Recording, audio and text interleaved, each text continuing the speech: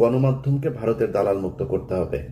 এতক্ষণ যা বললাম সেটা শুধুই মাত্র বিএনপির বিরুদ্ধেই বললাম। এখন বিএনপির পক্ষে একটু বলি।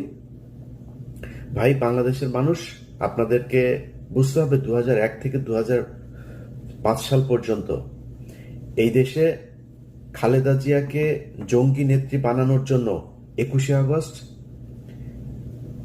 তারপরে আরো অনেকগুলো জঙ্গি হামলার ঘটনা, 500 জায়গায় একসাথে জঙ্গি হামলার ঘটনা, শায়েখ আব্দুর রহমান বাংলা ভাই এদেরকে দেয়া জঙ্গি হামলা, এই ঘটনাগুলো ঘটিয়ে যেই কাজটা করা হয়েছে সেটা হচ্ছে বাংলাদেশ একটা ইসলামিক রাষ্ট্র হয়ে যাচ্ছে, এই ধরনের একটা কালার পৃথিবীর বিভিন্ন জায়গায় তুলে ধরা হয়েছে। তুলে ধরে তারপরে খালেদা জিয়া এবং বিএনপিকে এমন একটা জায়গায় নিয়ে যাওয়া হচ্ছে, 15 বছর আন্তর্জাতিক কোনো সমর্থন তারা পায় নাই। এটা কেন করা হয়েছিল? এটা করার একমাত্র উদ্দেশ্য হচ্ছে